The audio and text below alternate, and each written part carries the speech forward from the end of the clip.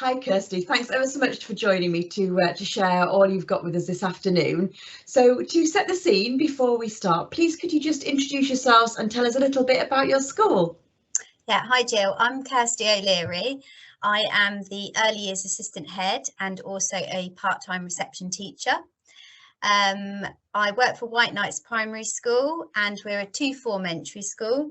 We do also have a nursery on site, which is a feeder for our reception classes, but we also have children coming from other nurseries too. Brilliant, thank you. So what we want to talk a bit about is about how the revisions to the EYFS have impacted on your practice, and just if you can share some good practice with us today, that would be really useful. So if you could start off by telling me, what do you think has been the most significant change for you and your school since the introduction of the revisions? Yeah, we'd say that we've sort of had a two-pronged approach, and they've both given us significant changes. The first one is actually the time to look over our curriculum and have the space and capacity and encouragement to actually overhaul our curriculum that had been in place for possibly a little bit longer than we maybe would have hoped for. It allowed us to really think about what we wanted our children in our school to learn, and gave us the capacity to make sure that it was right for our children. So I would say a significant change was how we were not only delivering the curriculum, but also what we were delivering and the content we were delivering. The second one was how we approached interacting with the children and actually what our day-to-day would look like in reception as a teacher and as other adults in the EYFS. And this gave us the reflection time to realise that lots of what we were doing weren't having a direct impact on the children, and it gave us the capacity to change that. And we have seen a significant change in the amount of time we interact with our children, how our high quality interactions, but also how well we know our children now. So they've been really significant changes. That sounds fabulous. So has it changed your practice in regard to observation and assessment? Yes. So we, first of all, when we sort of looked at, we were an early adopter school, and when we looked at the new EYFS reforms, we didn't want to throw everything out. We wanted to reflect and see what good practice we were already doing and how we could build on that. And we knew that observations were a crucial part to early years. They always have been, but it became a little bit more about gathering evidence rather than actually having high quality interactions with the children. So we decided to flip the script a little bit on that, and the removal of endless post-it notes, endless tracking sheets, even to the point of iPads attached to our necks. Just taking all of those things away and actually having conversations with children, we realised that our observations and our interactions were much more high quality and allowed us to see what the children knew and what the children needed to still learn. And then ultimately this fed into our assessment process. So we weren't gathering endless evidence, we were actually interacting with the children, and we felt that we could have richer dialogue with SLT, with other teachers, and we could talk about our children really, really fluently about what they could do and what they still needed to learn. So not only did we change our day-to-day observation and assessment, but we also looked at how we gather assessment over time. We always do termly progress meetings where we do gather data for children, and we talk about the children that still need more support. And it just became us being able to have the conversation with senior leaders and not us taking in endless bits of evidence and tracking and data, because we knew the children so well. Fabulous. That sounds like it does sound like it was a real benefit. So can you tell me a little bit about how you feel it's benefited teachers and children alike? Yeah, I mean, if we start first of all with the children, they gaps are being narrowed quicker. So we're being able to fill those gaps before they come too large between their peers. So that's a beneficial thing for the children. Plus the children absolutely love us being in the role play area with them and being in the water tank with them and actually having those rich conversations. So our children are more confident, our children are happy, they settled really well into the setting. So there's been lots of benefits for the children, but likewise, lots of those benefits are equally for the teachers as well. You know, we've loved just being able to play alongside the children and enrich their vocabulary. You know, exploring different things that we haven't done in a long time. You know, we haven't had the capacity to do those things. So and also ultimately on our workload, it has reduced our workload. We've made real changes to make sure that that reform has actually been met. We've made sure that we only now record and collate information that directly impacts children's learning, and if it doesn't, we don't do it. So that has had a huge impact on teachers. Brilliant. So do you still track children's development? So we do track children's development, but we target children that are showing signs of not being on track. So that we can make sure that those gaps are filled for those children.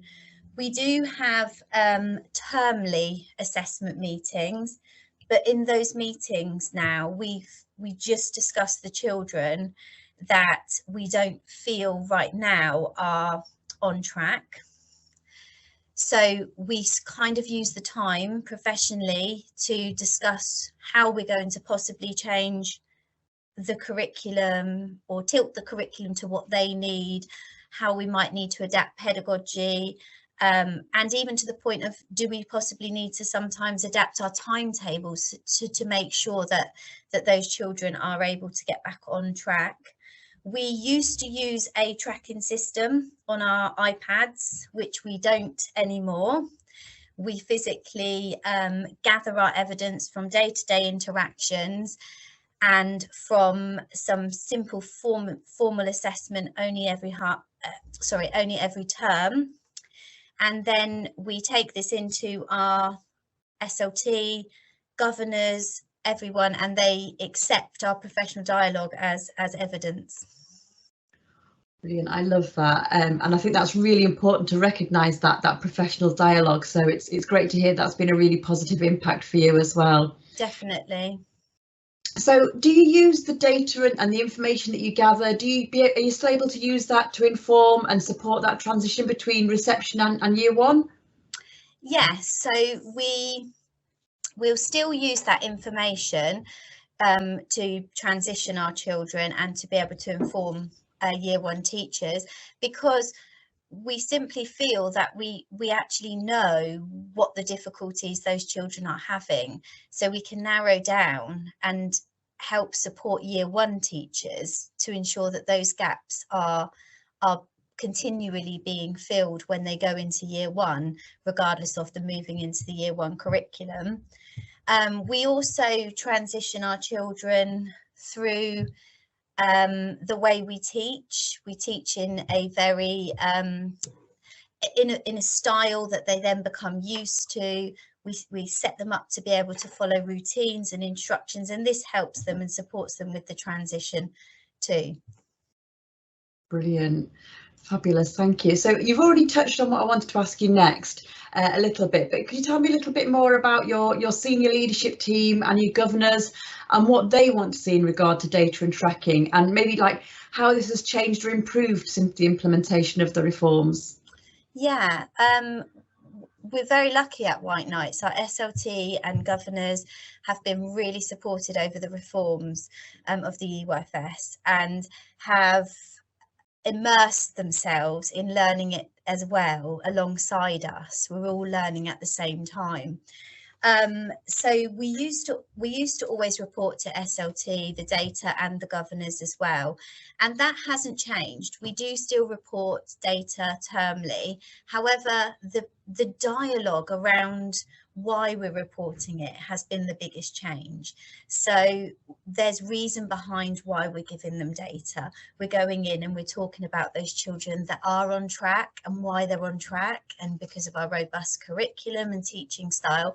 But then we spend the time talking about those children that are not on track at the moment and what we need to do to ensure that they will be able to be on track by the end of reception, to ensure they can go into year one confidently.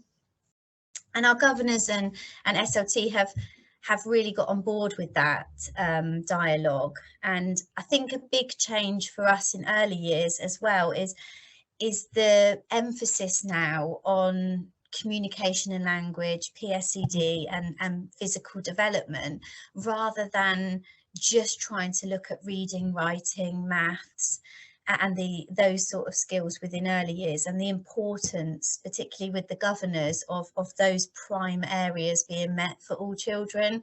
So that's been really powerful. Brilliant, thank you. So thinking about the reforms still, what do you think has been the best thing about the reforms? I think the best thing about the reforms has to be the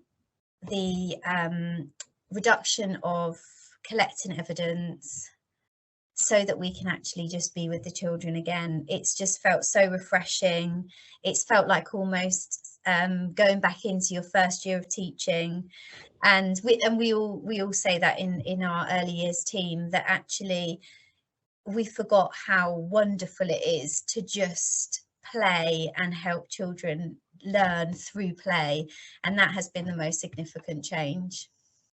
Thank you. So do you have any words of advice or top tips that you'd like to share with people who will be watching this recording?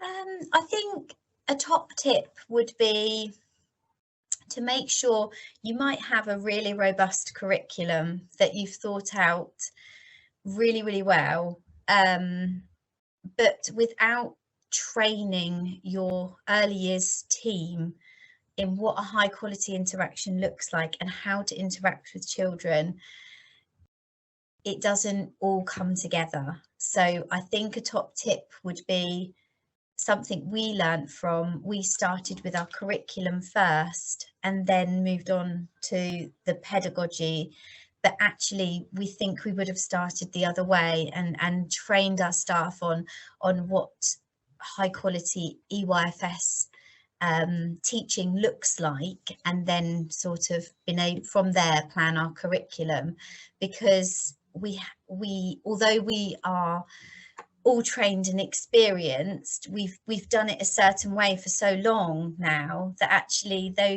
that needed refreshing. Great stuff. Thank you very much indeed for your time. That's been really great talking to you this afternoon. No worries. Thank you. Thank you.